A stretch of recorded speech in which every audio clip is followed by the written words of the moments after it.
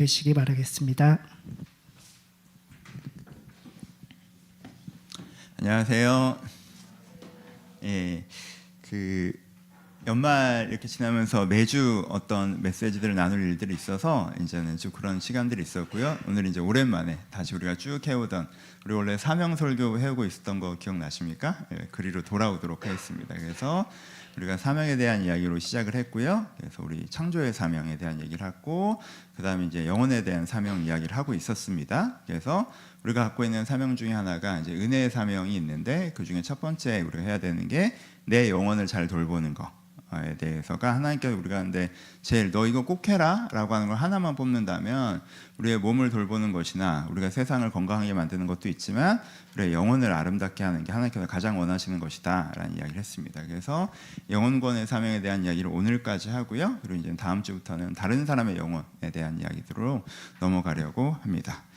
영혼권의 사명 전체적인 얘기 한 번 더 하고 이제는 오늘 기도에 대한 얘기를 할 건데, 기도에 대한 얘기 좀 나눠보도록 할게요. 여러분, 그러니까 우리 계속 강조하는 거잖아요. 우리 안에 아름다운 본 모습이 있고 그에 먼지 쌓인 모습이 있습니다. 먼지 쌓인 모습을 씻어내고 우리의 본 모습을 회복하는 것, 사실 이게 우리가 갖고 있는 신앙의 핵심이죠. 사실 우리가 추구하는 바 핵심이고요.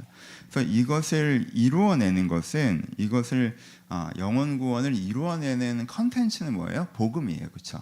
컨텐츠 자체는 복음이에요. 그래서 어떻게 우리 영혼을 회복할 것인가라고 얘기할 때는 사랑에 대한 얘기를 하고, 믿음, 소망, 구원, 임재, 위대하심, 하나님의 나라, 왕되심, 이런 다양한 얘기들을 하는 거예요. 그것들이 계기가 돼서 내 내면에, 이 복음을 통해서 내면의 회복이 이루어지는 거죠. 그럼 컨텐츠는 이제는 복음인데, 그럼 그게 실제적으로 하는 액팅에 대한 걸 얘기하면 그게 뭐예요? 신앙생활이죠. 그렇죠?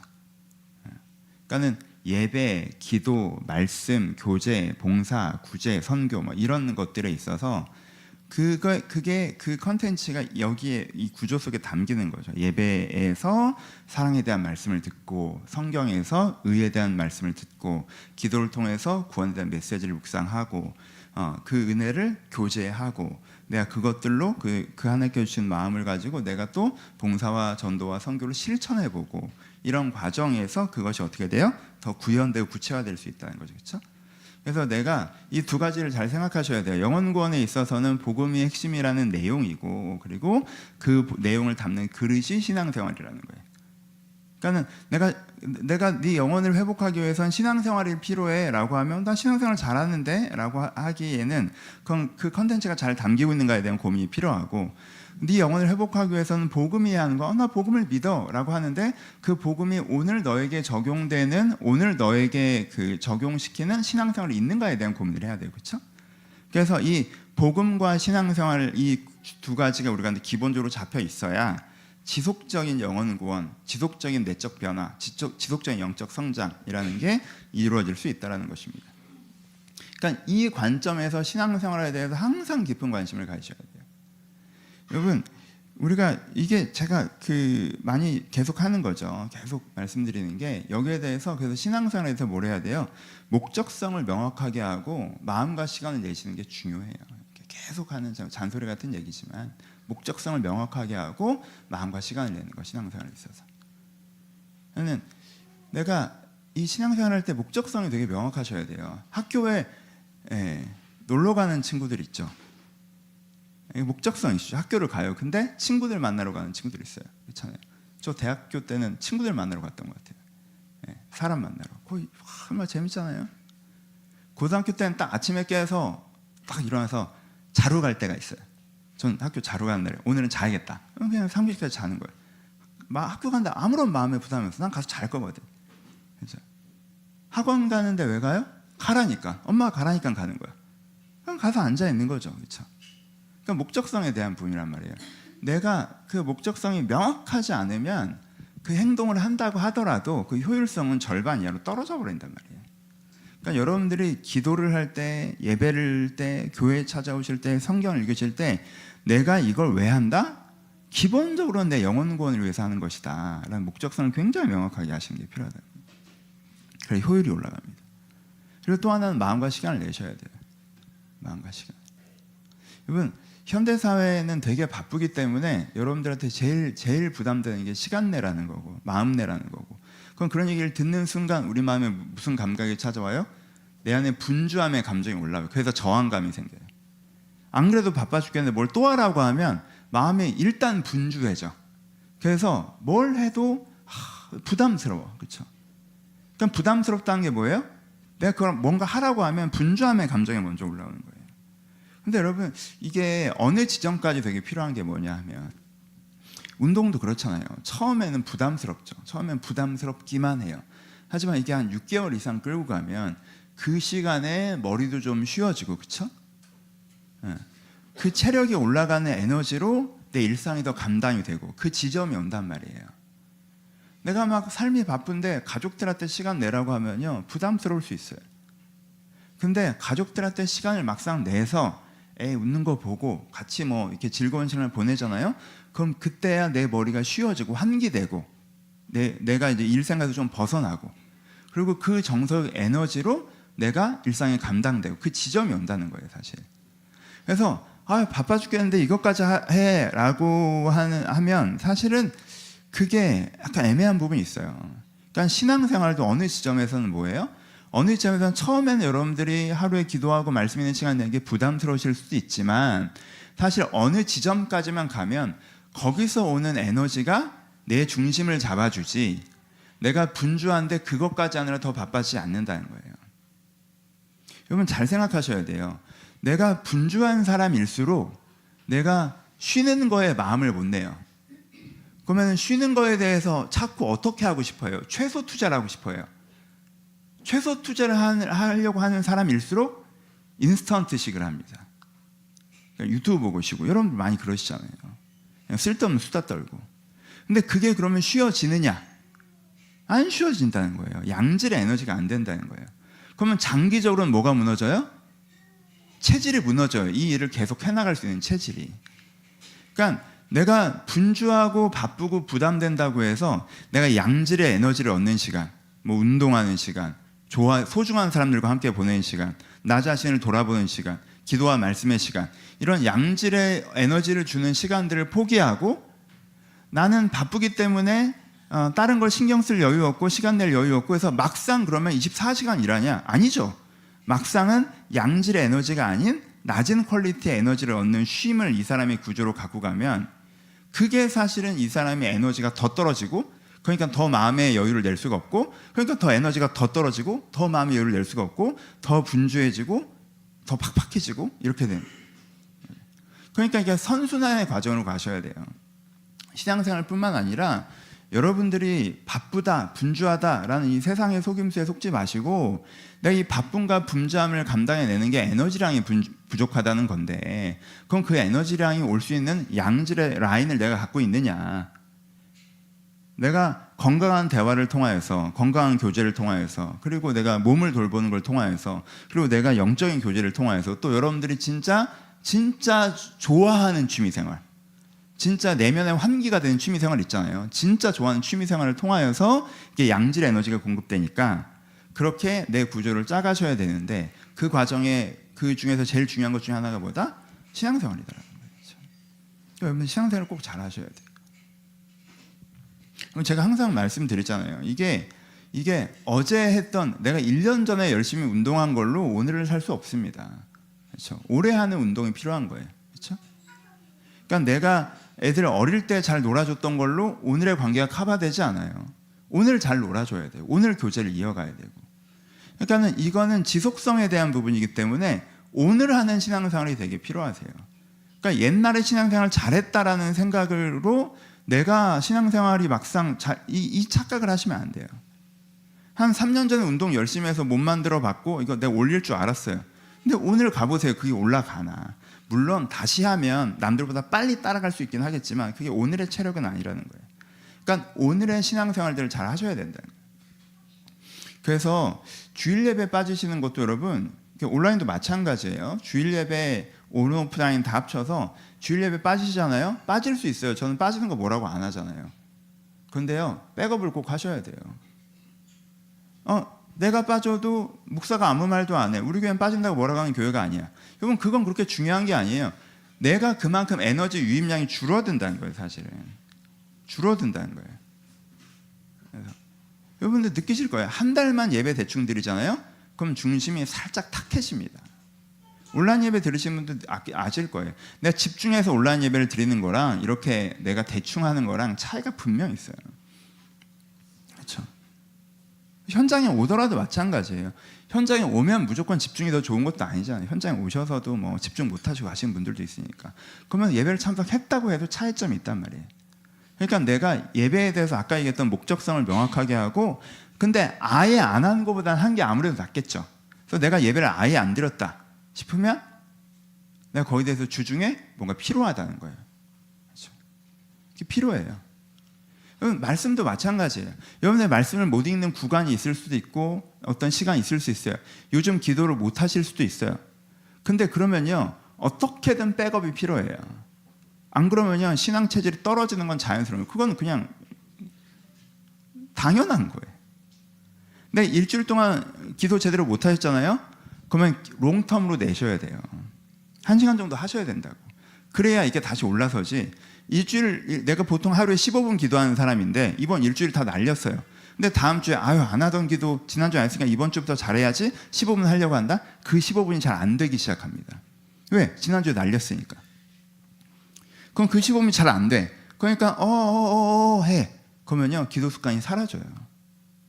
내가 무슨 일이 있어서 일주일 기도를 쉬었잖아요. 그럼 그 기도 컴백할 때는요, 일주일 쉬었던 그 탁기를 제거하기 위해서 빡 하는 1시간이 필요하대요. 그래야지 끌어올려지죠.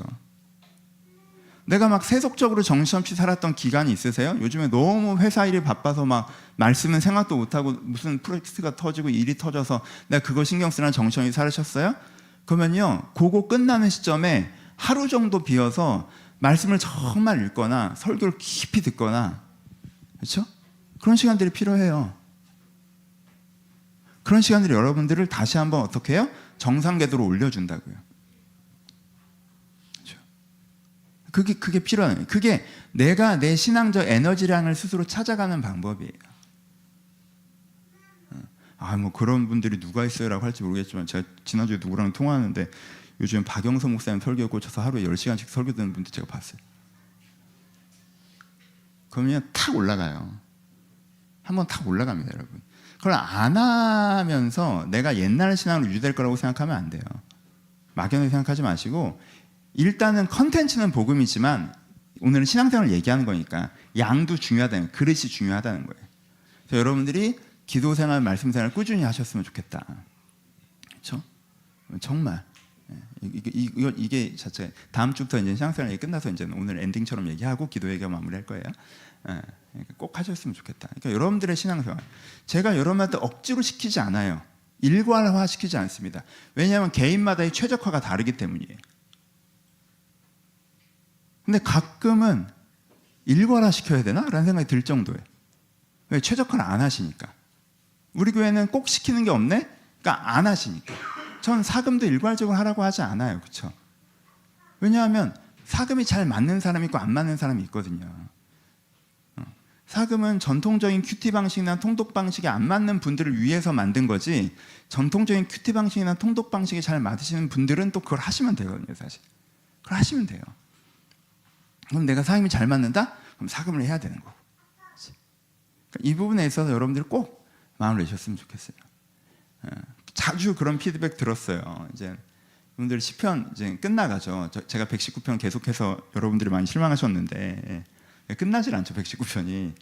근데 여러분 생각해 보세요. 근데 119편 이렇게 본 적은 없잖아요. 제가 또 다른 피드백은, 그렇게 성경을 여러 번 보고 시편도 봤지만 119편이 이렇게 좋은지 몰랐단 말씀도 많이 하세요. 진짜 119편 좋지 않아요. 한 권의 책이란 말이에요. 근데 여러분 119편만 지나가면요, 그 다음은 시대를 엄청 짧아요. 150편까지 금방 가요. 그렇죠? 금방 끝나요 이제. 근데 여러분 분명히 이런 10편 끝나면 저는 3주 쉴 거거든요. 나 쉬어야 될 거 아니에요. 3주 쉴 거거든. 근데 분명히 제가 말씀드리는데, 목사님 사금이 방학하니까 좋긴 하는데 이게 말씀 한 2주 안 보니까 진짜 약간 말씀 보는 게 저한테 중요하더라고요. 사금 안 하니까 좀 내면이 흐려지더라고요. 그래서 사금의 소중함을 알았어요. 이런 얘기를 그 중간 텀 2주, 3주 쉴 때마다 해주시는 분들이 계세요. 그러면요, 제가 너무 기뻐요. 한마음은 그렇구나, 말씀이 이 양식이 되고 있구나 라는 것과 함께, 또 한마음은 내가 그때 쉬지 말고 복습하라고 얘기를 했는데 쉬란 얘기가 아니라 앞부분부터 이제 이해된 통독을 한 3장씩 쭉쭉 하라는 얘기를 하는데 얘는 어떻게 매번 이 얘기를 하지? 매번 깔끔하게 쉬고 매번 이 얘기를 하네? 그렇구나. 여러분 시편 쉬실 때 3주 풀로 쉬시면 안 돼요. 그거 읽으셔야 돼요. 그거 들으셔야 돼요. 공부를 하고 다시 들었더니 이게 들리는 걸 경험을 하셔야 돼요. 수업 때 이해가 된 것 같은 사람, 근데 이해되고 집에 가서 읽어본 사람이 차이가 있단 말이에요. 그렇죠? 여러분들이 꼭 신앙생활을, 내 개인의 신앙생활, 기도생활, 말씀생활, 예배생활, 내가 어떻게 하고 있는지 보고 기본 컨트롤 하세요. 이건 기본이잖아요, 사실. 이게 돼야 고급스러운 얘기를 하는 거지. 이게 안 되면 사실, 그렇죠? 여러분들이 이렇게 말씀생활, 기도생활, 예배생활을 혼자 좀 이렇게 잘 나에 맞게. 그래서 제가 여러분들을 볼 때에도 제가 그 신뢰감이 딱 주는 친구들이 있어요. 그러면 예배 안 와도 신경 안 써요. 온라인 예배 댓글 안 달아도 신경 안 써요. 6개월 단위로 만나봤는데 잘 하고 있어요. 영적으로 딱딱딱 성장한 게 보여요. 그럼 신경 안 써요. 근데 신경 쓰이는 친구들 있죠. 하나님을 떠나고 있는 것 같고 온라인 예배 드린다고 나한테 했는데 다음에 만났더니 얘가 하나님을 날 잊은 것 같아. 얘가 내 존재를 잊었구나. 약간 이런 느낌? 그렇지 않도록 여러분들이 온오프라인에 계신 분들, 온라인에 계신 분들이 특별히, 온라인에 계신 분은 특별히 자기주도형으로 내가 내 은혜를 유지해 나갈 수 있는, 그리고 온라인에서 정 안 되시면 현장으로 초대합니다. 오시는 것도 나쁘지 않은 방법이라고 생각해요. 온오프에 계신 분들 그러셨으면 좋겠고, 그래서 오늘은 기도에 얘기할 거예요. 그래서 이제 말씀 생활이 있고 기도 생활이 있는데, 기도 설교는 제가 최근에 많이 했어요. 그래서 좀 겹치는 설교인데, 그래서 최근에 제가 기도에 대해서 여러 가지로 얘기를 해서 신지사님 나 물 한 통만 갖다 줄래? 내가 물 안 갖고 죄송해요 진짜.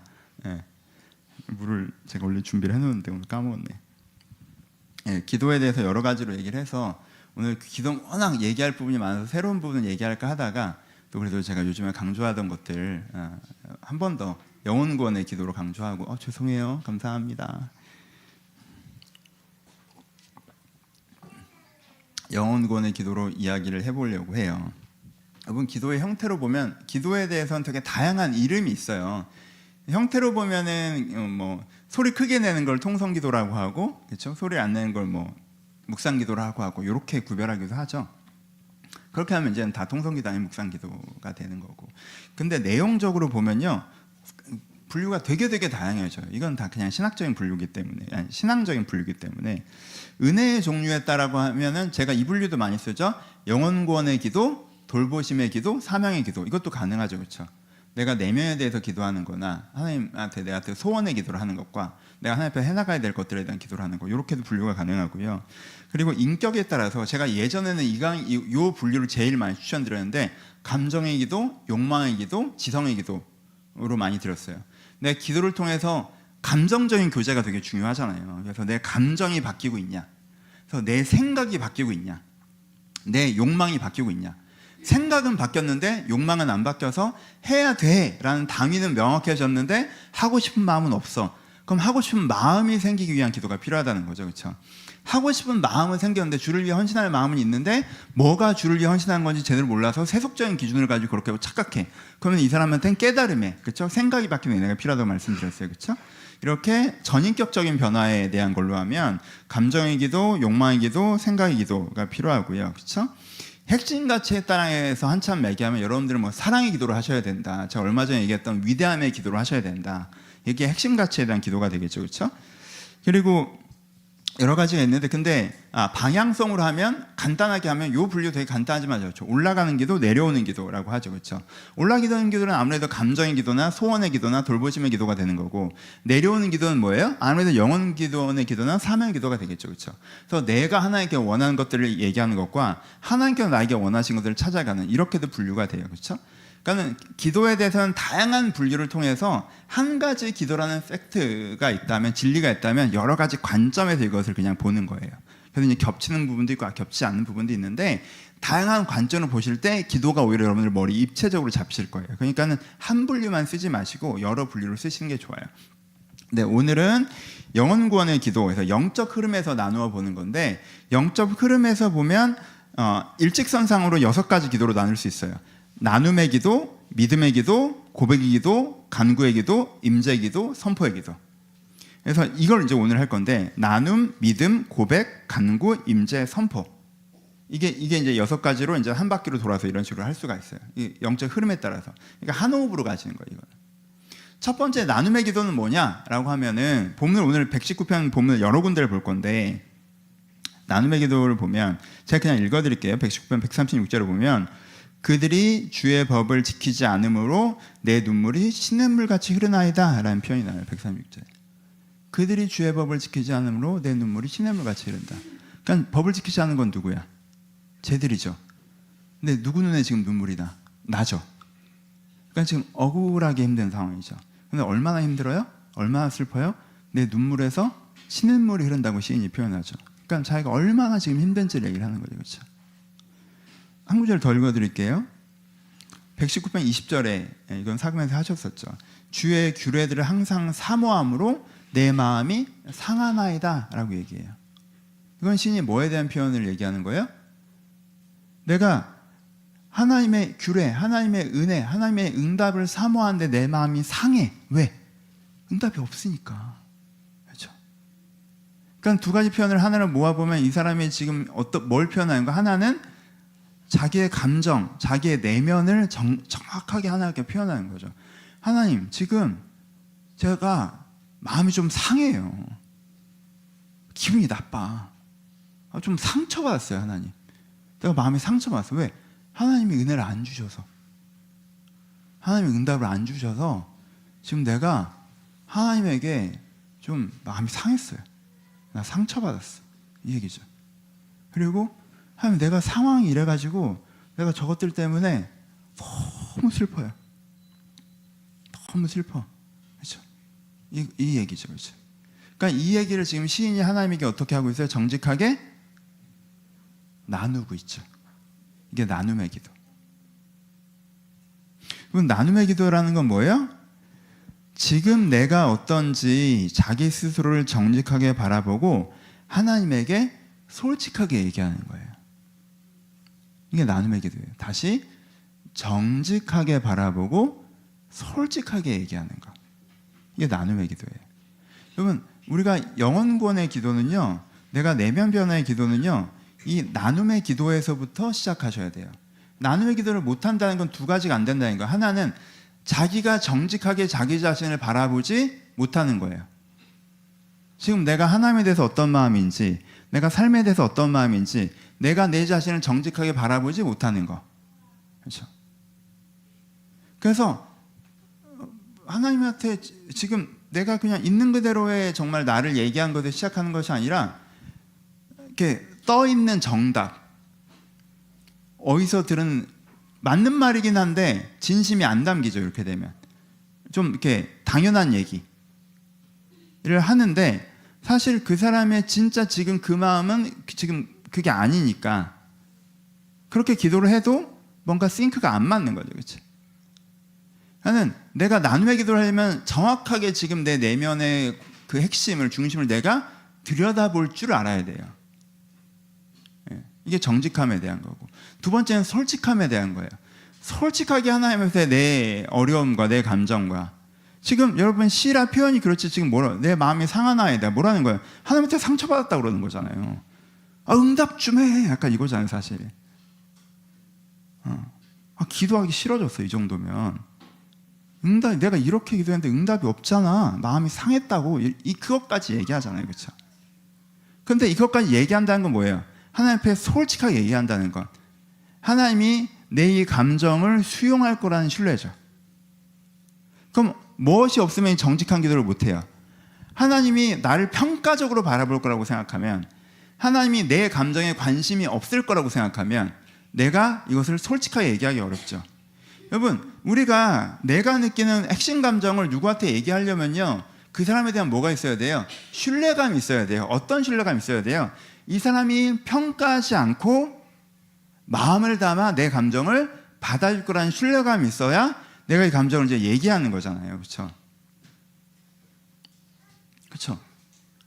내가 내 딴에 내 감정을 솔직하게 얘기했는데 상대방이 그거에 대해서 되게 평가적이라든가 무관심하다든가 하면 이걸 딱 꺼내서 얘기했는데 상대방 여기에 평가적이나 무관심하면 아유 말한 내가 병신이다 이런 생각이 들잖아요. 저 표현이 죄송해요. 근데 그거 자체가 거절감이 되잖아요, 사실. 그러니까 상대가 그러면 그 다음부터는 이 대상한테 내가 이게 안 나오죠, 그렇죠? 그러니까 내가 하나님 앞에 솔직하지 못하는 건 뭐예요? 하나님이 내 감정선에 관심이 있고 하나님이 내 감정선을 내 대해서 평가적으로만 바라보지 않으신다라는 신뢰가 있어야 이걸 꺼낼 수 있다는 거예요. 그 신뢰가 없으면 이게 안 되는 거예요. 그러니까 여러분 여기가 첫 단추예요.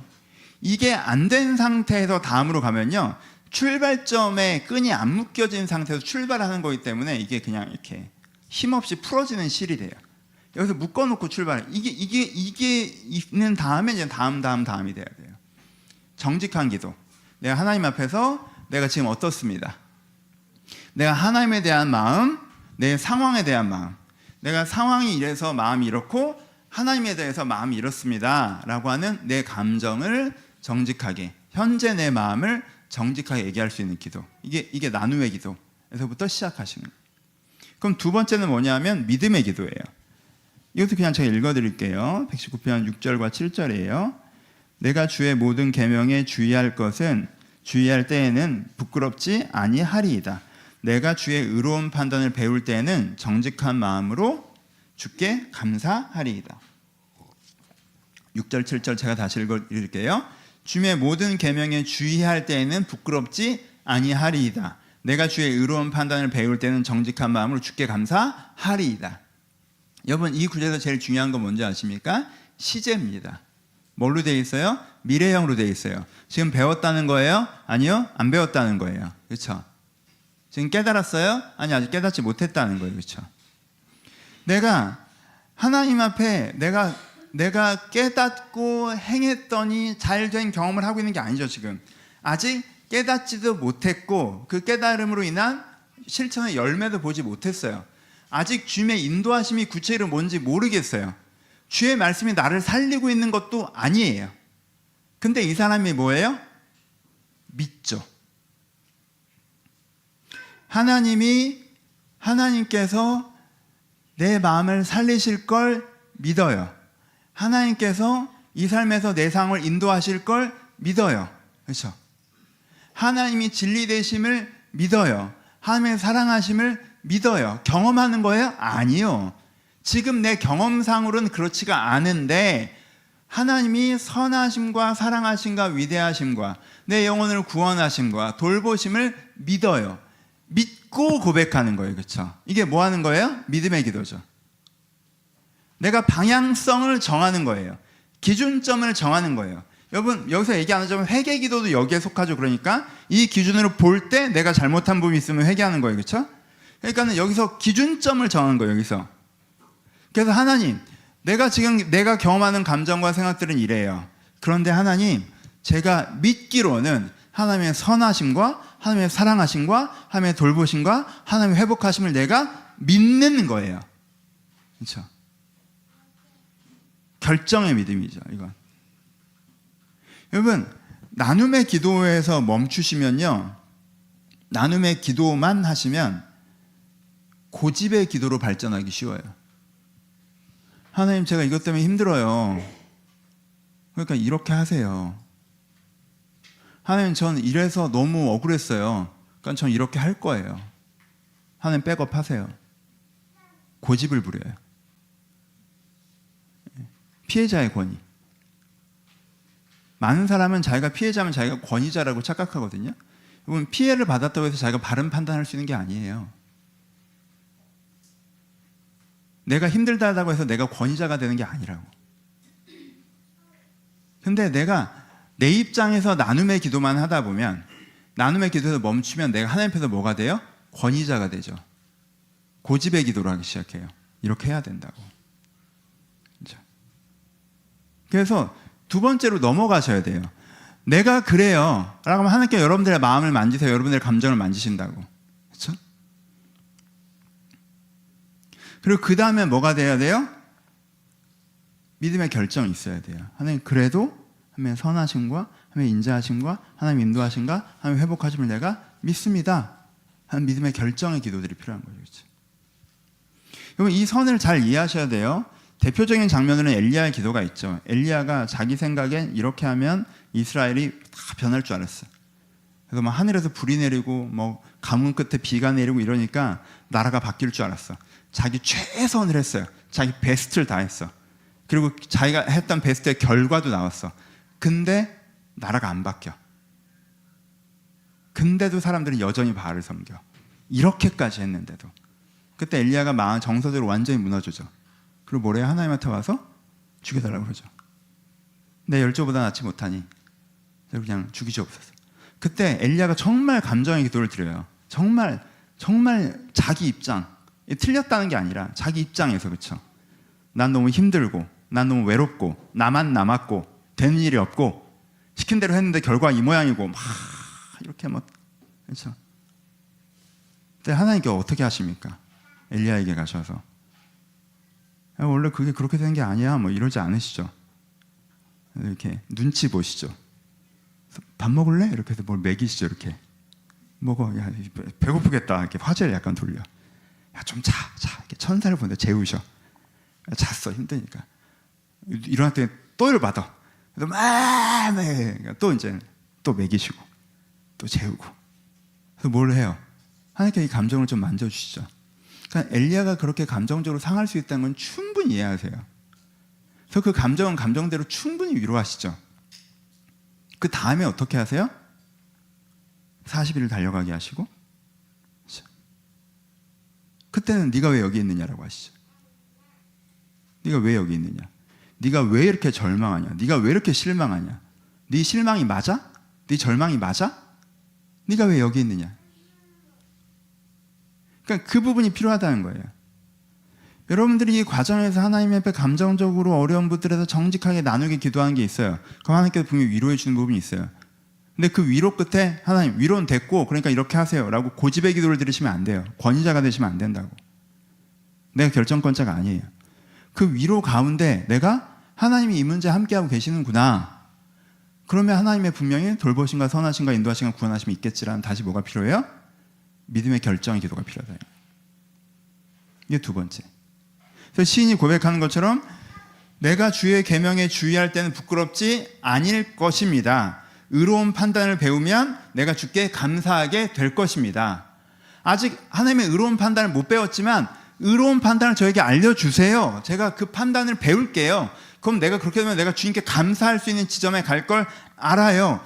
내가 지금 하나님에게 귀를 기울이고 하나님과 함께 살아가면 내가 부끄럽지 않게 될 걸 알아요. 지금 내가 이런 식으로 하면 부끄러운 삶을 살게 될까 봐 내가 지금 두려운데 그렇지 않을 걸 내가 믿어요 라는 고백이 되는 것이죠. 이게 믿음의 기도. 세 번째가 간구. 시편 119편의 40절이랑 몇 군데를 제가 읽어드릴게요. 40절 읽어드릴게요. 내가 주의 법도를 사모하여 싸우니 주의 의로 나를 살아나게 하소서라고 얘기합니다. 169절에는 나의 부르짖음이 주 앞에 이르게 하시고 주의 말씀대로 나를 깨닫게 하소서라고 얘기합니다. 그리고 116절에는 주의 말씀대로 나를 붙들어 살아나게 하시고 주의 소망이 내 소망이 부끄럽지 않게 하소서라고 기도해요. 이건 다 뭐예요? 간구죠. 그렇죠? 하나님 나를 살아나게 해주세요. 하나님 나를 깨닫게 해주세요. 하나님 나를 부끄럽지 않게 해주세요 라고 간구해요. 여러분 보세요. 믿음의 기도는 결정의 기도죠. 내가 말씀을 하면 부끄럽지 않을 것입니다 라고 방향성을 결정하는 기도죠. 그렇죠? 근데 이 사람이 그래서 실제 지금 말씀을 받았어요? 은혜를 받았습니까? 아니죠. 하나님의 응답을 받고 액팅을 하고 그 결과를 만나고 있나요? 내면이 회복됐어요? 아니죠. 그럼 여기서는 뭐가 필요하다는 거예요? 간구가 필요하죠. 여러분 이 디테일을 잘 이해하셔야 돼요. 제가 계속 강조드리죠. 히브리서 말씀에 믿음에 대해서 설명할 때 뭐라고 얘기해요? 가장 브랜드가 믿음에서 믿음으로. 믿음을 어떻게 갖게 돼요? 믿음으로 갖게 돼요. 이걸 이해하셔야 돼요. 여러분 꼭. 거기서 첫 믿음은 뭐라고 그랬어요? 첫 믿음은 경험되지도 않고 어떤 면에서는 정확하게 내 경험치로는 이해되지 않는 부분도 있지만 말씀을 기준으로 하나님을 향해서 내가 일단 믿는 믿음이죠. 그렇죠? 근데 그 믿음에서 어디에 이르른다고 했어요? 믿음으로 이르른다고 했어요. 거기서 두 번째 믿음은 뭐예요? 내가 경험한 믿음이죠. 하나님이 진짜 계시구나, 나를 돌보시는구나, 선하시구나, 인자하시구나, 내가 내적으로 살면서 경험되는 믿음이란 말이에요. 그래서 믿음에서 내가 하나님을 내가 아예 내적으로 경험하지 못했지만 결정하고 믿는 믿음에서 하나님을 경험하는 믿음으로 이르는 거예요. 다른 사람 입장에서는 여전히 믿음이지만 내 입장에서는 뭐예요? 확신이죠. 그렇죠? 그럼 첫 번째 믿음에서 두 번째 믿음으로 가는 그 과정에 뭐가 필요해요?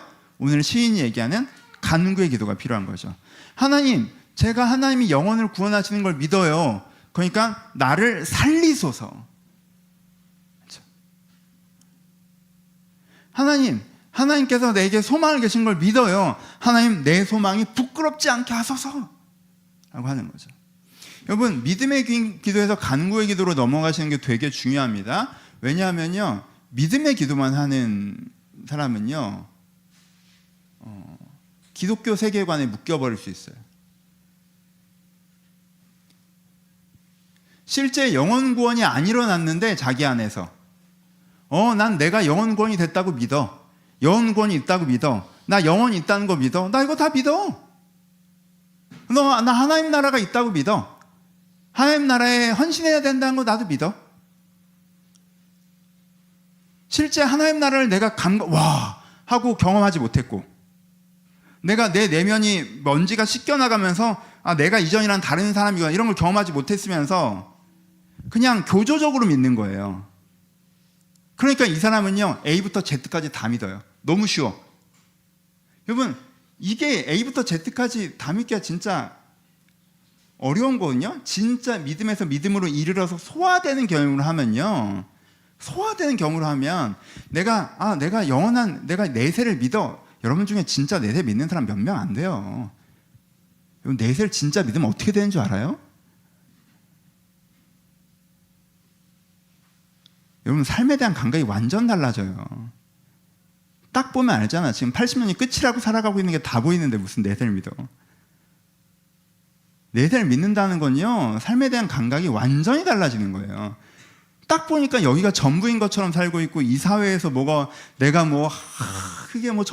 내세는 무슨, 여러분들이 내세를 믿는다는 거 내가 보기엔 90%는 그냥 첫 번째 믿음이라고, 소중한 믿음이죠. 하지만 믿음으로의 믿음은 아닌 사람이 많단 말이에요.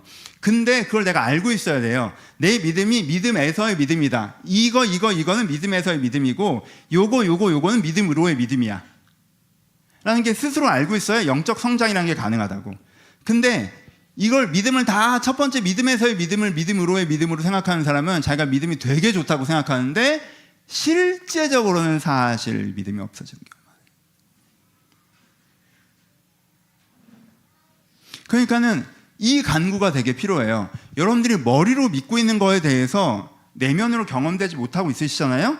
그럼 거기에 대해서 어떻게 하세요? 간구하셔야 돼요. 내가 사랑을 알게 하소서, 내가 깨어나게 하소서, 내가 살아나게 하소서. 그렇죠? 지금 신이 얼마나 간구합니까? 그렇죠? 그 간구가 필요합니다.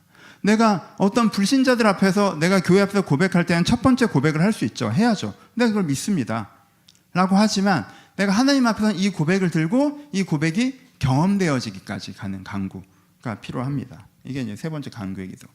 네 번째가 이제 고백의 기도. 119편 97절.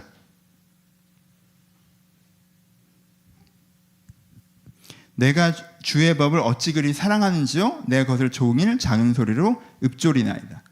요 기도는 제가 이제 얼마 전 설교에서 말씀을 드렸었어요. 그래서 간단하게 얘기하면, 여러분, 고백이라는 단어 자체가 별로 적절하지 않은데, 우리가 하는 기도가 모든 게 고백이잖아요, 사실. 그러니까 고백은 더 넓은, 간구의 기도도 고백이고 믿음의 기도도 다 고백이에요. 근데 고백의 기도라고 좁은 의미로 묶을 때는 뭐냐 하면, 간구한 내용, 그리고 내가 믿음으로 이야기한 내용들을 어떻게 하는 거예요? 내가 다시 한번 하나님 앞에 정확하게 반복적으로 얘기하는 걸 얘기하는 거죠. 반복적으로 얘기하는 거. 그래서 하나님께서는 고백을 통해서 응답하신단 말이에요. 내가 고백할 때 하나님께서 응답하세요. 꼭 큰 목소리를 하건 작은 목소리건 중요한 건 내가 고백을 하는 거예요. 내가 나눔만 하면 응답을 받을 수 없어요. 나눔과 소원만으로 받을 수 있는 응답은 한계가 있단 말이야. 내가 고백 가운데 하나님께 응답하신단 말이에요. 그래서 내가 하나님께 고백을 드리면서 응답을 초대하는, 그래서 어떻게 되는 거예요? 내 머리에 있었던 게 가슴까지 내려오고 가슴에 있었던 게 영혼까지 스며들게 하는 기도가 기본적으로 고백 기도입니다. 그래서 고백 기도는 기본적으로 읍조림의 기도라, 읍조림의 형식을 쓴다고 말씀을 드렸죠. 그렇죠. 이게 읍조림한 것도 형식이기 때문에 모든 기도가 읍조림의 형식으로 가능한데, 고백 기도를 읍조림한다고 얘기할 때는 내가 하나님을 사랑합니다라는 고백이 있다, 하나님의 사랑을 알고 싶다는 고백이 있다라고 하는 걸, 그걸 천천히 반복하면서 어떻게 된 거예요? 계속 고백하면서 응답을 초대하면서 그것이 내 안에 스며들게 하는 거죠. 그렇죠. 이게 고백 기도. 그럼 고백 기도가 되게 중요해요. 고백 기도는 어떤 면에서는 내용적인 거 아니라 형식적인 걸 얘기를 하는 거예요. 보세요. 어떻게 하라고 말씀드리는 거냐면, 간구의 기도까지만 있고 고백 기도가 없으면 약간 일회적이 되는 경향이 있어요. 주일에 와서 간구해. 그리고 일주일에 내가 기도하는 날 간구해. 좋죠. 근데 그것도 너무너무 좋은데, 그것만도 충분할 수 있는데, 거기에 고백이 더해지면 어떻게 되는 거예요? 내가 주일에 기도하고 수련회 때 기도하고 나서 어떻게 되는 거예요? 매일매일 매순간 매순간 내가 시간 날 때마다, 시간 날 때 핸드폰 잡듯이 내가 시간 날 때 그걸 천천히 읊조리는 거죠. 그래서 제가 기도문을 꼭 만들라고 말씀을 드리잖아요. 기도문의 기도 예전에 설교했었죠.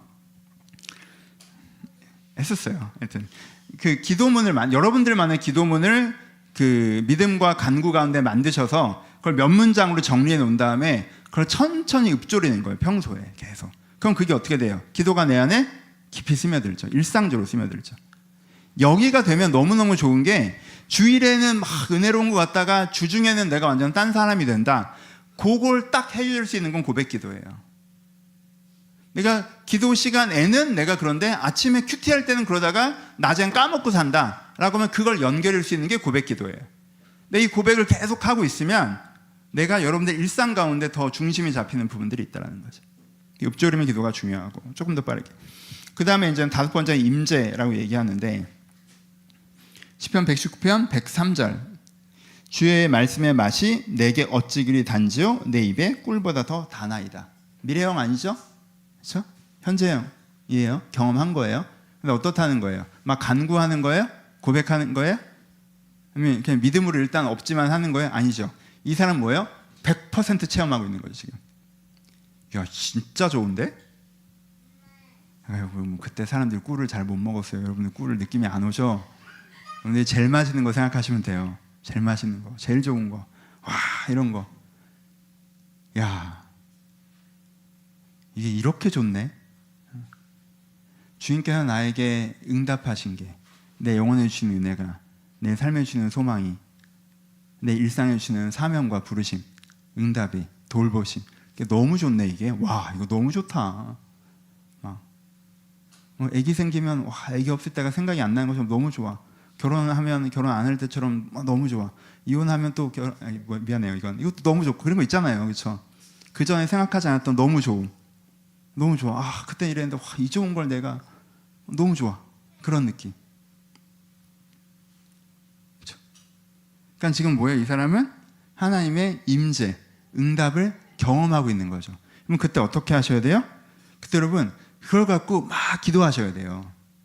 여러분 이 기도도 되게 중요해요. 여러분 응답받고 은혜 받은 경험이 있으시잖아요. 근데 한국 사람들은요, 클라이막스를 누리는 법을 좀 모르는 경우도 있어요. 저도 약간 우리나라 사람들 뭐 칭찬받으면 되게 이렇게 막 민망해 하잖아. 우리나라 사람들 성향이 뭔가를 이루어냈어. 그럼 그거 갖고 뭐 파티하고 이러기보다 이전 것은 딱 뒤로 미루고, 그러면 다음 프로젝트는 뭐야? 막 이런, 우리는 언제나 아직 스틸 헝그리 뭐 이런 걸 우리는 더 좋아한단 말이야.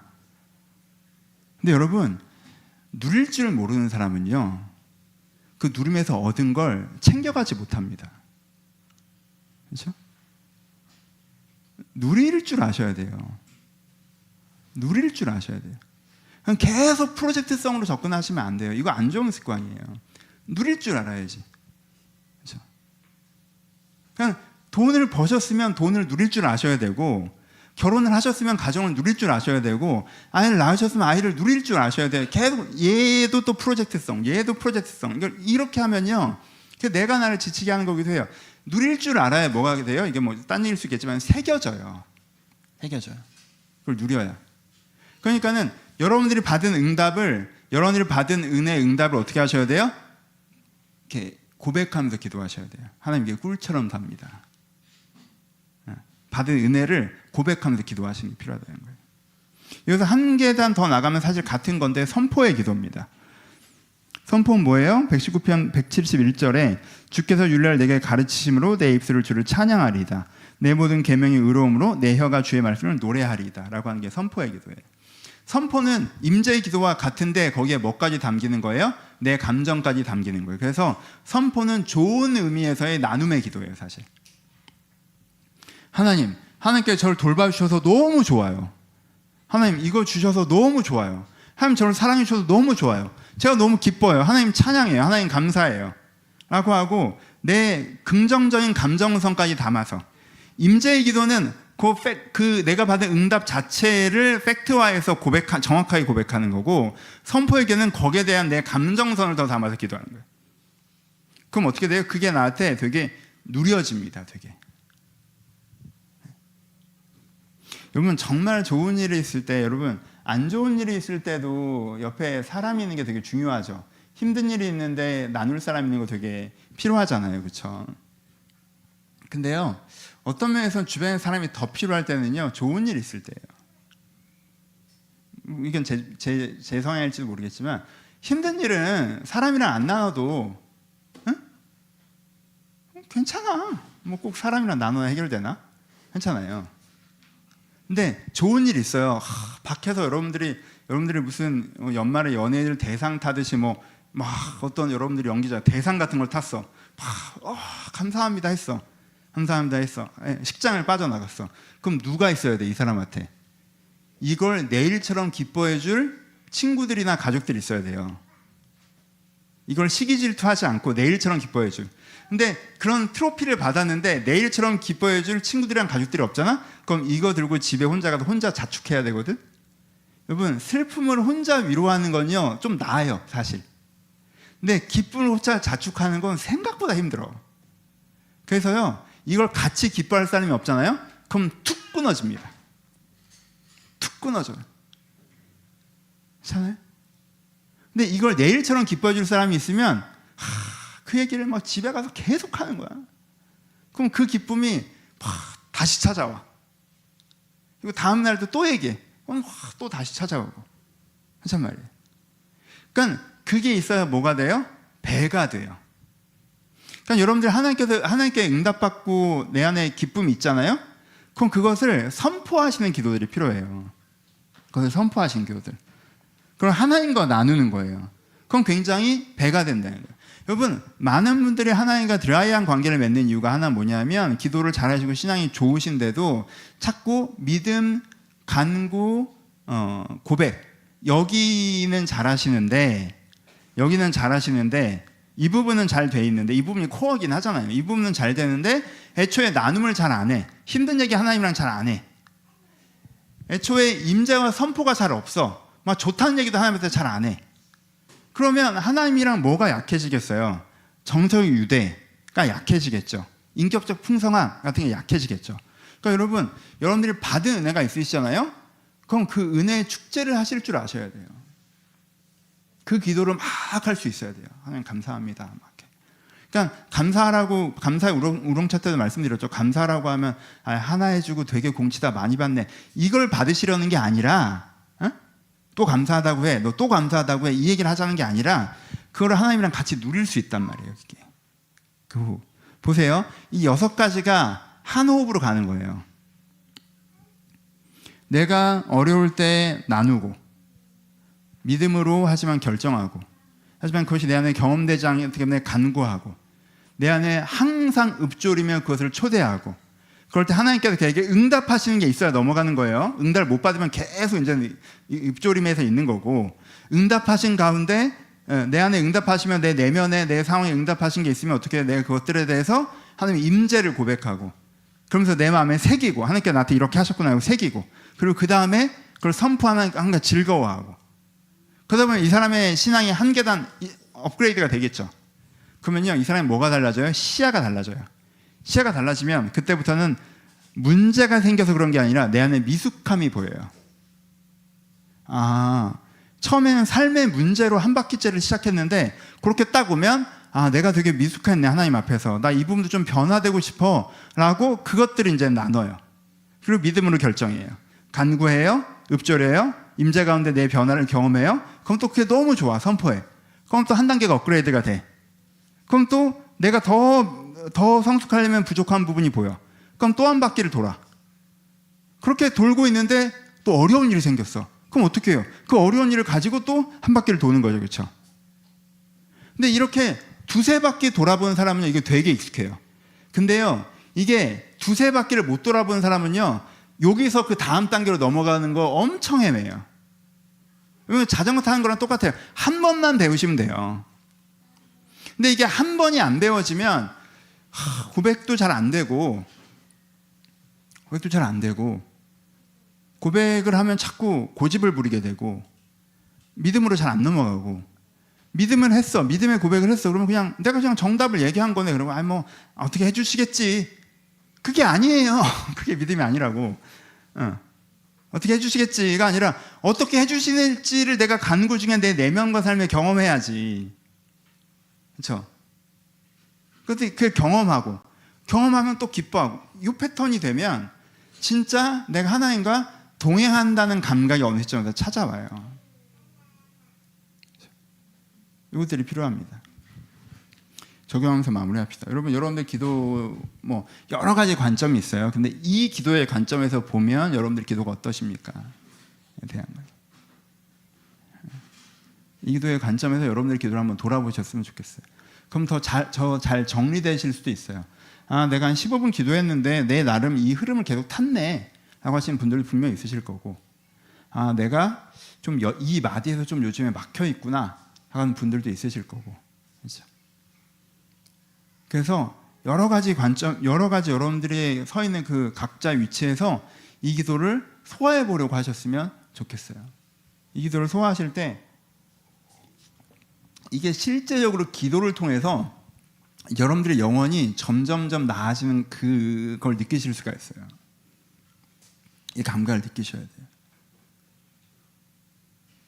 꼭 그러셨으면 좋겠어요. 이거는 진짜 한마디 한마디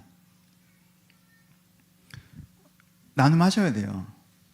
여러분의 마음을 정직하게 들여다보세요. 내가 내 자신을 외면하고 있는데 하나님과 무슨 얘기를 합니까?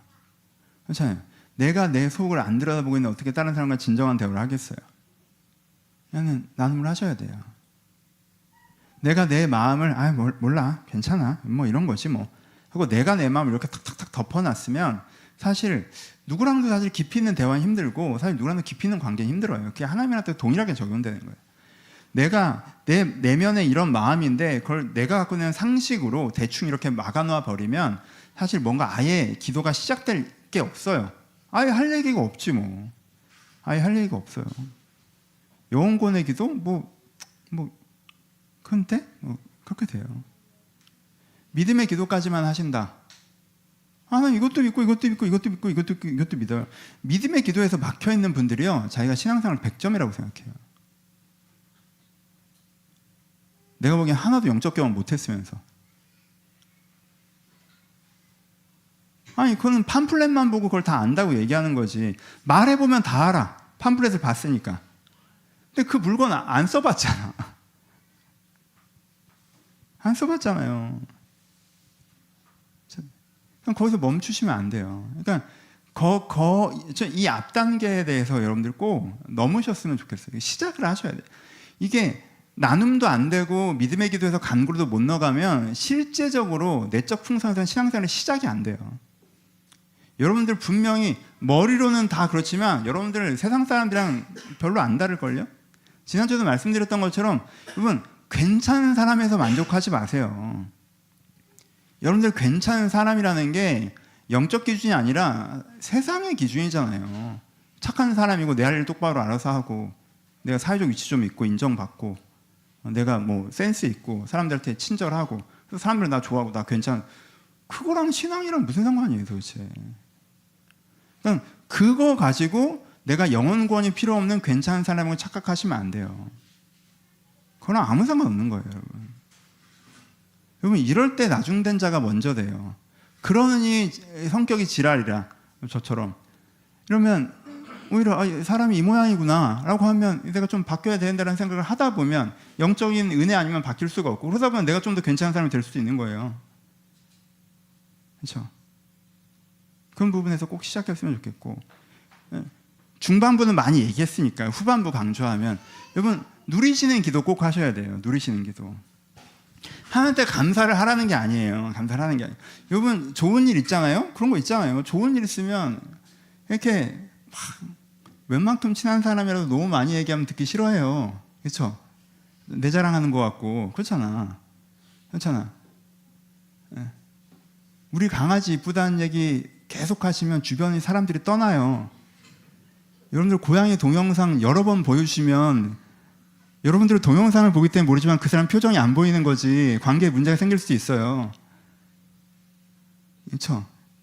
인스타에 애만 계속 올리면 주변 엄마들만 남아요. 괜찮아요, 사실. 그러니까 내 기쁨에 100% 동감해 주는 사람이 얼마나 있겠어요. 괜찮아요? 근데 여러분, 여러분들 기쁨에 120% 동감해 주는 분이 하나님이시라니까요. 그러니까 그게 감사합니다, 감사합니다 하라는 게 아니에요. 그걸 누리라는 거예요, 하나님 앞에서. 하나님 너무 감사합니다. 하나님 너무 감사합니다. 네가 좋아하니까 나도 좋다. 그럼 애한테 선물해주면 애가 좋아하면 얼마나 좋아, 그렇지? 얼마나 좋아요.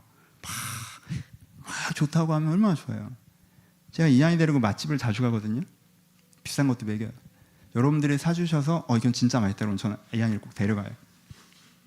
보람이 있는 게 그 음식이 나와서 마지막 숟가락을 뜰 때까지 음식을 칭찬해요. 그럼 사준 보람이 있어. 사준 보람이 있어. 음식을 사줬는데 맛있게 안 먹고 계속 딴 얘기하면서 먹어. 그래서 뭐 괜찮아? 난 이거 비싼 돈을 냈는데 멀리까지 왔는데 괜찮아요? 맛있네 하면서 자기 얘기해. 그럼 동네에서 먹지 내가 거기를 왜 가요? 그렇잖아요, 사실. 얼마나 좋은데 막 하니까 맛있다고 하면 저기도 데려가 봐야지 막 가면 더 맛있게 먹으면 또 가끔 또 별 맛 없대. 실패할 때도 있잖아. 나도 그러면 역시 그 정도는 아니었어 하면 또 이렇게. 아버지 하나님은 다르실까? 여러분들이 하나님께서 주신 선물이 있으면 막 좋아하셔야 돼요. 그게 내면의 선물이건 상황의 선물이건 막 하나님께 또 감사하고 또 감사하고 또 감사하고 하나님을 찬양하고 그 좋음이 여러분한테 새겨지잖아요. 그럼 여러분들 안에 있는 나쁨을 이길 힘이 더 늘어나요. 이 한 바퀴의 힘이 정확하게 여러분 안에 축적되는 건 그 감사와 찬양을 통해서 그래요. 그 부분들이 필요하다는 것까지 다시 한번 강조드리고 마칩시다. 여러분 기도를 꾸준히 잘 하셨으면 좋겠어요.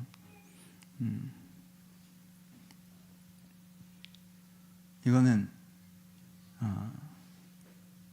자전거 배우는 거, 수영 배우는 거 이런 거랑 비슷해요. 옆에서 제가 이런 코칭을 해줄 수 있는데 결국 여러분들이 몸부림치면서 하나하나 좀 돌파하셔야 되는 게 있어요. 전 지금도 수영을 못해요. 겁이 많아서 이렇게 해야 되는데 옛날에 생뚱맞은 기억이지만 수리남에 갔는데 선교사님이 저 수영 못한다고 하니까 수리남에 뭐 되게 이상한 호수가 있었거든요. 거의 다 같이 놀러 가는데 저 수영 못한다고 하니까 자기가 이제까지 수영을 못 가르쳐 본 적이 없대. 걱정하지 마래. 넌 오늘 물에 뜰 거래. 못 떴어요. 그 선교사님 얼마나 나를 또 돌아오면서 꾸사를 줬니. 넌 믿음이 없다고 애가 믿음이 없어. 왜 발을 못 뛰냐. 허리를 피라고. 막 해서 돌아오는 내내 욕먹었어. 못해요. 아무리 좋은 수영 강사가 붙어도 내가 몸부림치면서 뭔가 돌파해야 되는 지점들이 있거든요. 그럼 여러분들 골방에서 혼자 하시는 거예요. 안 되던데요? 이렇게 되는 게 아니에요. 여러분들 내가 진짜 나누려면 돌파해야 되는 게 있어요. 정석 신뢰를 돌파해야 되거든요. 내가 믿으려면 돌파해야 되는 게 있어요. 간 관리도 돌파해야 되는 게 있고 읍조리도 돌파해야 되는 게 있고 찬양과 감사에도 내 성향과 습관을 넘어서야 되는 돌파해야 되는 지점들이 있어요. 그걸 여러분들이 몸부림치면서 한 번씩 깨내셔야 돼요. 그래서 한 바퀴를 도셔야 돼요. 두 바퀴를 도셔야 돼요. 세 바퀴까지만 돌면 그때부터는 이게 돌아가요. 그러면 진짜 영혼구원이라는 게 일상적으로 여러분들이 경험할 수 있는 부분들이 돼요. 근데 이게 한 바퀴를 못 돌잖아요. 여러분한테 영혼권은 개념이 돼요. 여러분들 그냥 사회적으로 좋은 사람이니까 뭐 이게 그건가? 이러고 사는 거예요. 그거가 그거 아니거든요. 여러분들 꼭 이렇게 기도에 몸부림치시면서 내가 하고 있지 뭐 이게 아니라 성경이랑은 조금 다르잖아요. 그렇죠? 성경은 제가 해드릴 부분이 어떤 면에서는 더 많을 수 있지만 성경이란 게 이미 나와 있지만 기도는 여러분들이 해드릴 부분이 조금 더 많잖아요. 그러니까 기도에 꼭 몸부림치시면서 이걸 돌파해내셨으면 좋겠어요. 이제 맨 처음 했던 얘기로 마무리합시다. 그럼 어떻게 된다? 일단 시간을 내야 된다. 되든 안 되든 하루에 15분이라도 시간을 내야 된다. 그래서 여러분들 기도 시간을 내셔서 그 시간에 전형적인 기도문들로 여러분들 해왔던 기도로 채우지 마시고 이 기도의 성장이 느껴질 수 있는 몸부림 가운데 여러분들이 점점 기도가 하나님과 가까워지기를 주님의 이름으로 축복합니다. 우리 같이 기도하시겠습니다.